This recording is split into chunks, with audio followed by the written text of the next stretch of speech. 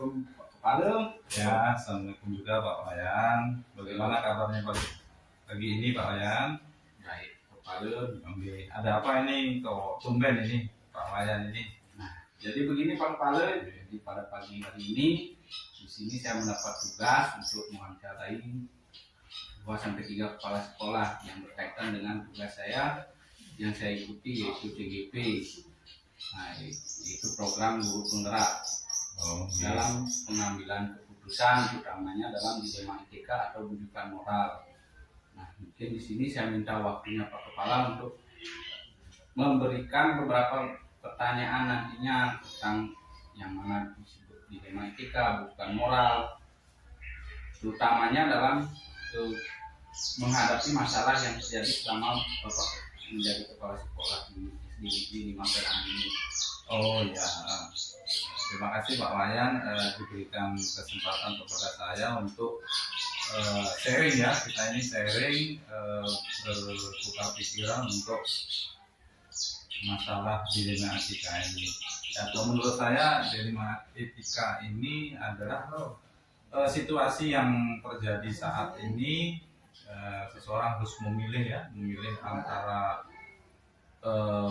kebenaran tapi kok bertentangan gitu ya.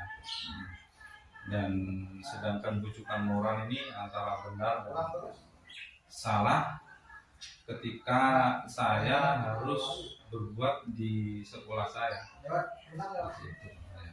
Itu yang dari dilema etika dan rujukan moralnya gitu. Nah, untuk mungkin di sini sama ini bagaimana Bapak mengambil keputusan di sekolah, terutamanya untuk kasus-kasus di mana ada kedua kepentingan yang sama-sama benar atau sama-sama mengandung nilai-nilai kebajikan itu sendiri, Pak. Kalau saya sih selama ini untuk pengambilan keputusan saya cari dulu akar permasalahannya itu apa, kepada yang kasus yang istilahnya masalah apa yang saya hadapi selama saya menjadi kepala sekolah. Satu contoh begini, ada teman guru yang datangnya kok telat lah, ibaratnya telat. Nah itu saya cari dulu informasinya, cari dulu apa kendalanya kok bisa beliau itu datang ke sekolah itu telat. Nah, seperti itu saya kumpulkan dulu informasinya. Nah, seperti itu Pak Wayan. Jadi langkah-langkah atau prosedur seperti apa yang biasanya Bapak lakukan dalam ya seperti contoh kasus yang tadi itu? Saya istilahnya saya ajak ngobrol dulu dengan beliaunya yang istilahnya yang telat datang ke sekolah tadi.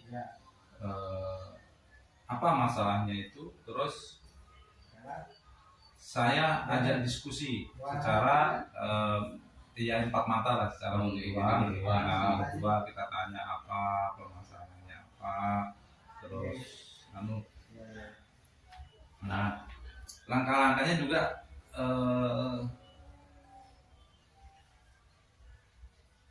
dengan cara juga bermusyawarah dengan teman-teman bagaimana Jadi dikumpulkan secara bersama-sama kita mencari solusi, karena kita di sekolah ini kan secara bersama-sama, tidak bisa kita sendiri-sendiri, kita dikumpulkan ya. Nah, tadi kan sudah dikumpulkan selama ini,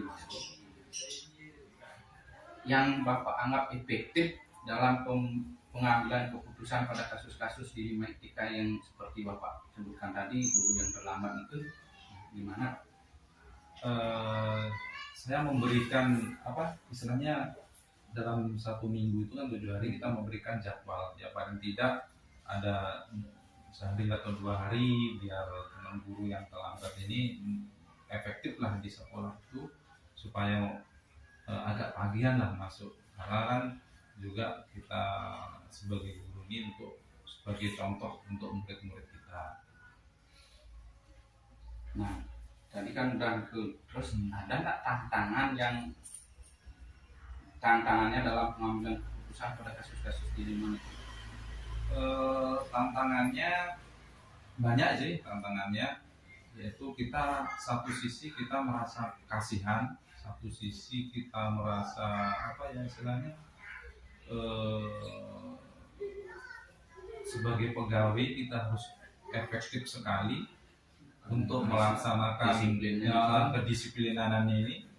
Tapi satu sisi karena jaraknya yang jauh dan pegawai tersebut mempunyai istilahnya mempunyai tanggungan di keluarganya gitu lah. Dan jadinya seperti itu, jadinya merasa tidak enak, merasa kasihan, merasa.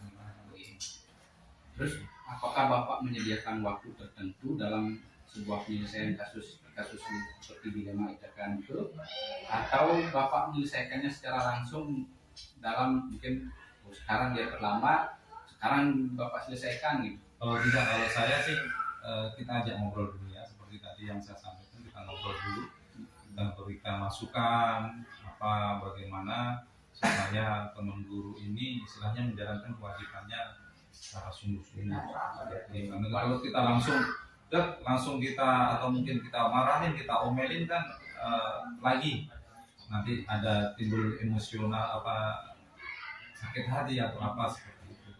Ya.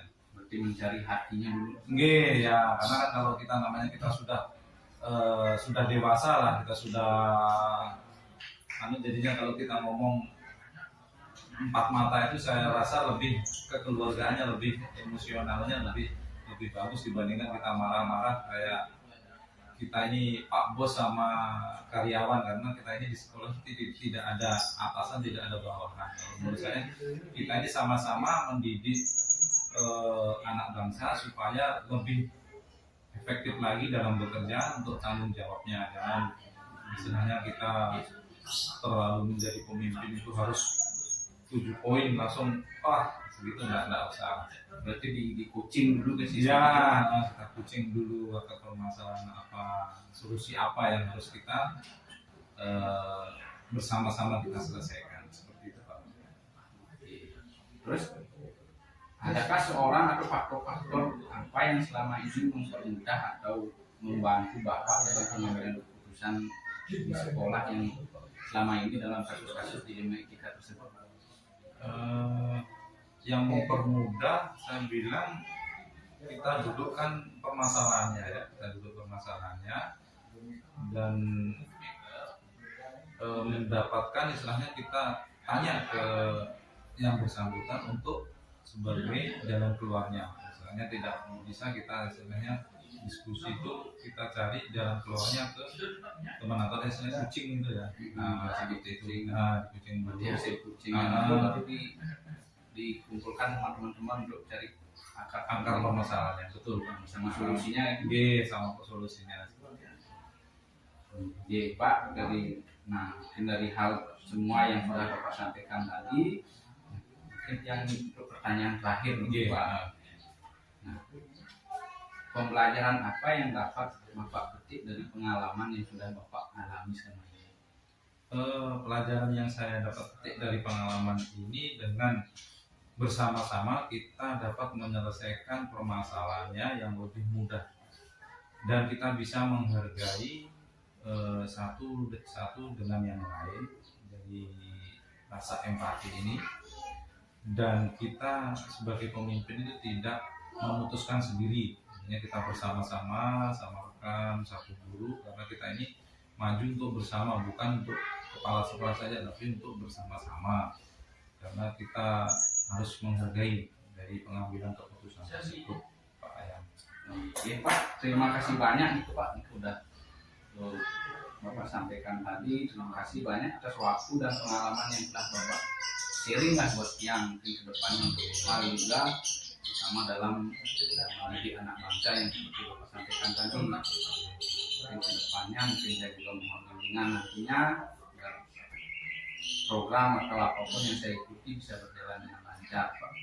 Sama-sama Pak Wayan, saya juga terima kasih banyak karena kita bisa sharing, bisa saling tukar pikiran untuk memajukan sekolah, dan juga kita sama-sama mendidik anak bangsa ini dengan rasa tanggung jawab dan rasa yang semangat lah, seperti itu.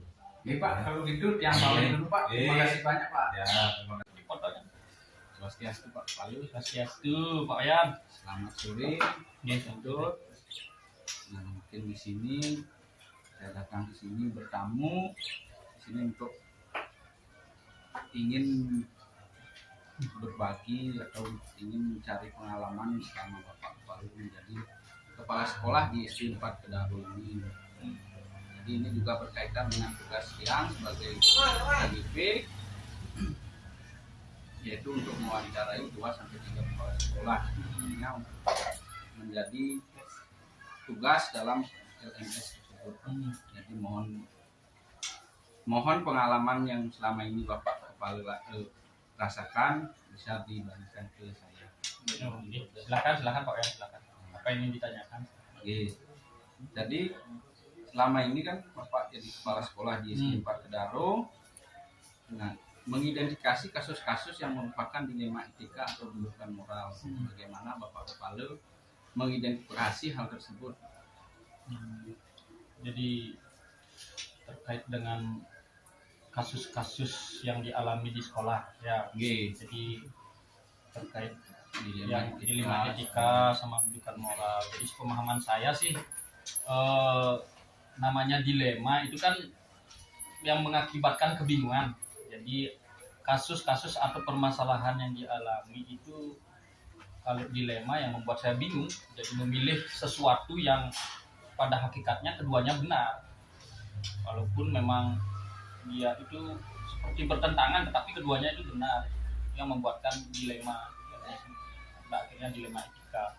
Kemudian yang salah satu lain lagi yaitu bujukan moral. Jadi ketika bujukan moral itu saya merasa lebih gampang mengambil keputusan ketika bujukan moral, karena bujukan moral itu kan mudah kelihatan antara mana yang benar dan mana yang salah. Seperti itu Pak Wayan. Bukan moralnya itu ada benarnya dan Ada salahnya.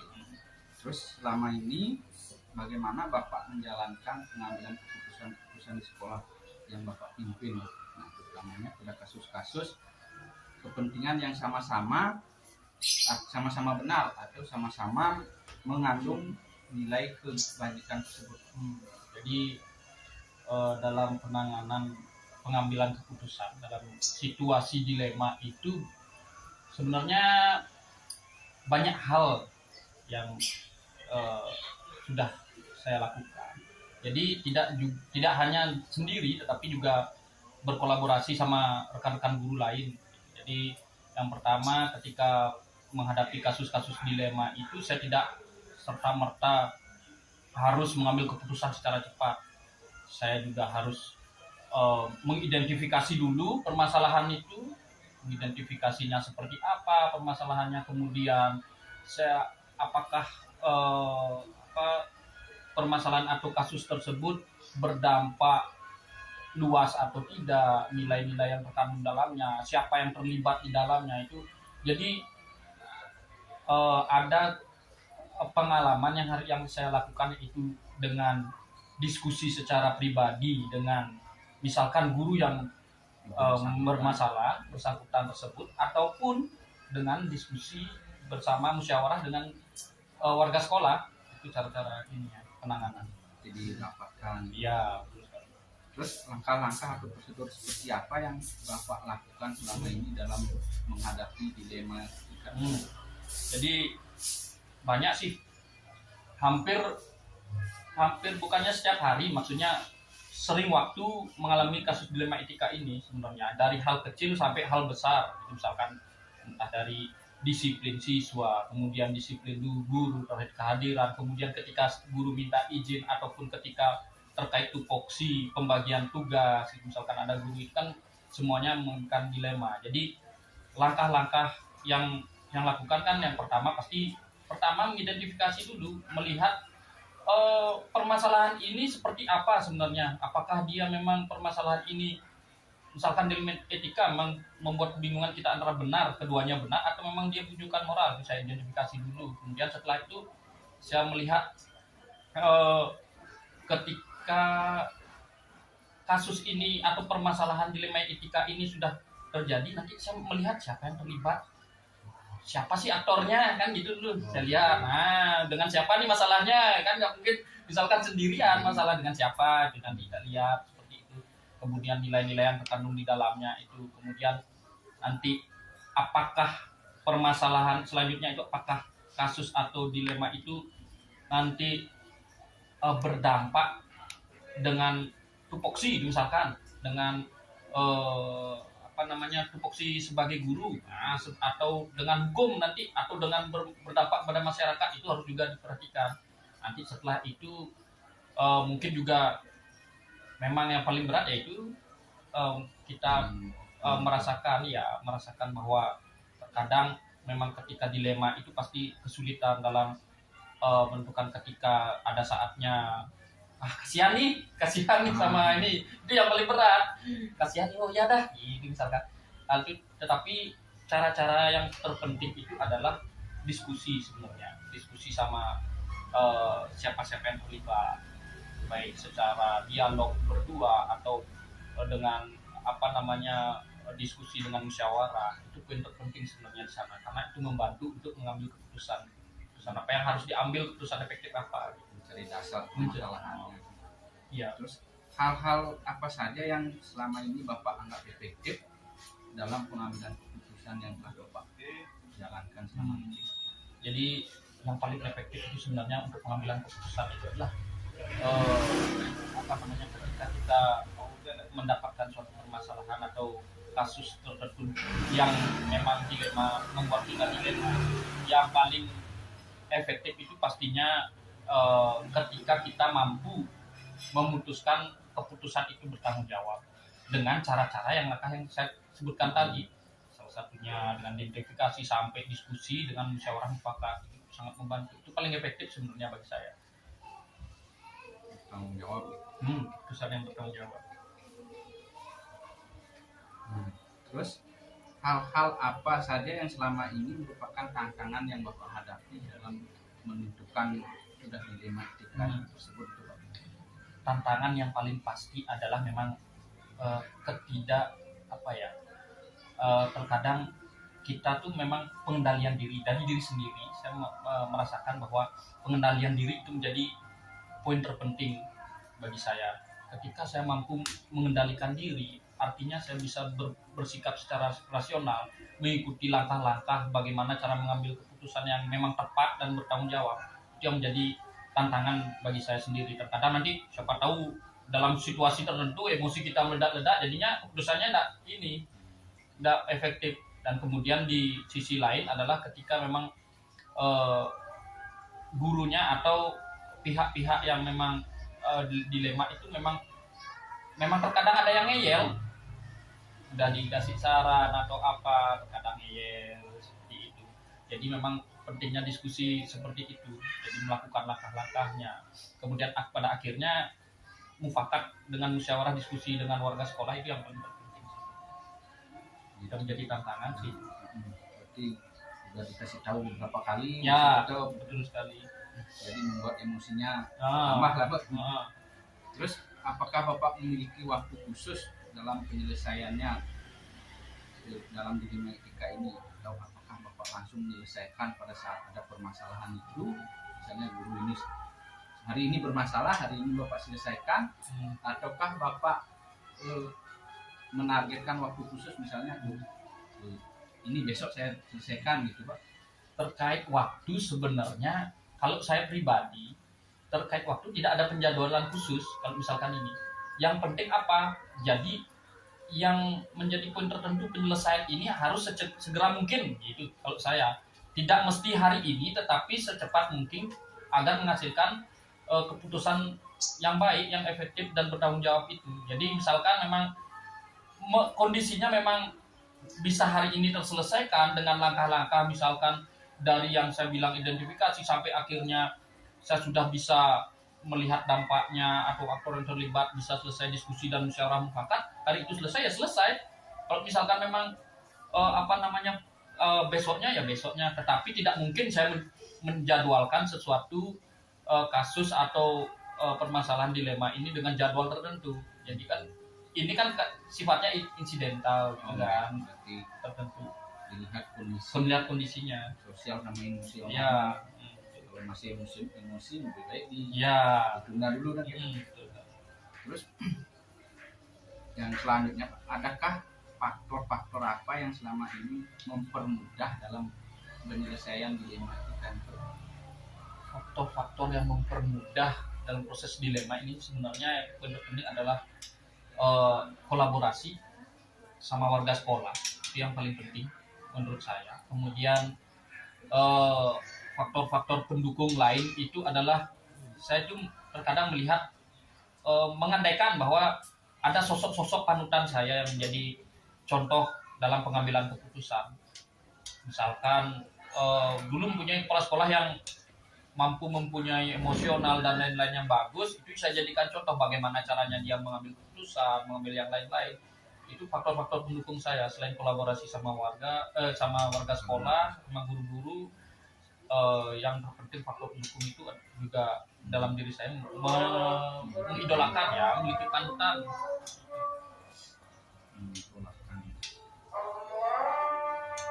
Terus Niki yang terakhir Niki Pak, mungkin dari penjelasan Bapak tadi, pengalaman yang sudah Bapak sampaikan, terus pembelajaran apa yang dapat Bapak petik dari pengalaman-pengalaman yang sudah Bapak sudah lakukan, terus keputusan di dalam mengambil keputusan di lingkungan. Jadi pengalaman yang saya ambil selama setahun ini menjadi kepala sekolah, dapat genap setahun jadi kepala sekolah. Jadi pengalaman berharga yang paling saya dapatkan adalah dulu sewaktu menjadi guru itu masih ketika emosi masih belum stabil lah, dengan umur yang masih baru umur 34 nih Pak. Jadi saya belajar bagaimana cara manajerial diri, mengelola diri saya dengan baik, dengan menghadapi situasi-situasi dilema etika yang bukan begitu banyak tetapi seringkali akan ditemui. Jadi pengelolaan diri saya itu yang harus ini, yang paling saya dapatkan. Selain tugas kepala sekolah sebagai salah satunya adalah manajerial di sekolah, tapi terpenting adalah saya manajerial diri sendiri. Ketika saya bisa manajerial diri sendiri, jadi ke sekolah itu akan bisa saya ini kelola dengan baik juga, seperti itu sih. Berarti lebih ke pengelolaan. Oke Pak, terima kasih banyak mungkin sudah berbagi pengalaman yang mungkin kedepannya yang juga sama-sama belajar mungkin bisa lebih baik dalam mendidik. Mungkin sudah dijamu dengan 10 menit yang pertama. Terima kasih banyak Pak. Terima kasih Wayan, semoga sukses. Terima kasih banyak Pak. Yang pamit Pak. Assalamualaikum, selamat sore, Om Swastiastu. Di sini saya sudah melakukan wawancara terhadap Bapak Bambang Arisino, SPD sebagai Kepala Sekolah SD Negeri 5 Pelangan, Lombok Barat, dan juga kepada Bapak Ikedut Wiguno SPD GR selaku Kepala Sekolah SD Negeri 4 Kedaru, Lombok Barat. Nah, dari hasil wawancara yang telah saya lakukan kemarin, terutamanya tentang dilema etika dan bujukan moral, adapun pelajaran yang saya dapatkan yang bisa saya tiru nantinya, di mana saya jelaskan dari alurnya, yaitu dilema etika adalah dapat diartikan kebingungan atau membuat bingung karena suatu sisi benar dan satu sisi yang lain juga benar. Dalam penyelesaian pengambilan keputusan sebagai seorang pemimpin harus mencari akar masalahnya terlebih dahulu agar kita tahu apa yang menjadi penyebab dapat dimulai dengan mengadakan coaching terhadap orang atau rekan kerja yang melakukannya. dan berkolaborasi dengan rekan kerja yang lain serta mencari tahu dampak yang akan ditimbulkan dari masalah tersebut. Yang ketiga yaitu langkah atau prosedur yang bisa dilakukan adalah dengan cara coaching orang bersangkutan, dan setelah tahu akar masalahnya seperti apa, kenapa dia melakukan, baru kita adakan musyawarah dengan diskusi antar teman yang lain atau mengidentifikasi dan melaksanakan diskusi. Terus yang keempat, langkah yang dianggap efektif dalam penyelesaiannya menurut mereka berdua, pengalaman mereka berdua adalah musyawarah dan juga ketika mampu menentukan keputusan yang bertanggung jawab. Terus yang kelima, hal yang menjadi tantangan adalah pengendalian diri, di mana sebagai pemimpin harus mampu mengendalikan diri, tidak terburu-buru dalam memutuskan suatu keputusan, dan kita juga harus mampu menentukan keputusan antara aturan dan rasa kasihan dengan bertanggung jawab. Terus yang keenam, jadwal dalam penyelesaian di 5 etika ini atau waktu, tidak ada waktu tertentu dalam penyelesaiannya, tetapi harus sesegera mungkin diselesaikan dengan melihat situasi, kondisi sosial dan emosional agar kita bisa menyelesaikan masalah tersebut. Faktor yang dapat mempermudah adalah dengan berkolaborasi antar warga sekolah sehingga menghasilkan jalan keluar, dan juga dengan memiliki sosok panutan atau idola yang bisa dijadikan teladan dalam pengambilan keputusan. Terus yang ke-8 yaitu kesimpulan dari wawancara kedua kepala sekolah tersebut. Mereka menyimpulkan bahwa dengan bersama-sama maka dapat menyelesaikan permasalahan dengan lebih mudah, dan manajerial diri sendiri sangat diperlukan dalam menentukan atau memutuskan suatu dilema etika serta dengan pengelolaan diri.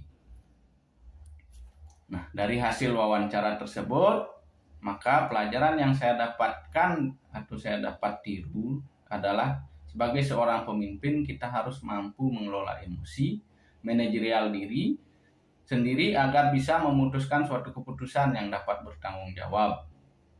Dan dalam menyelesaikan suatu masalah atau dilema etika ataupun itu bujukan moral, hendaknya kita harus mengidentifikasi terlebih dahulu masalah tersebut dan dengan rekan kerja yang bersangkutan. Nah, dalam memutuskan keputusan harus dalam keadaan yang memang sadar, melihat situasi dan kondisi agar keputusan itu tidak merugikan orang lain dan dapat menyakiti orang lain serta dapat dipertanggungjawabkan. Nah, demikian kesimpulan atau hal yang bisa saya petik dalam wawancara tersebut. Terima kasih banyak. Om Santi. There's a place I have found in the shade on the ground.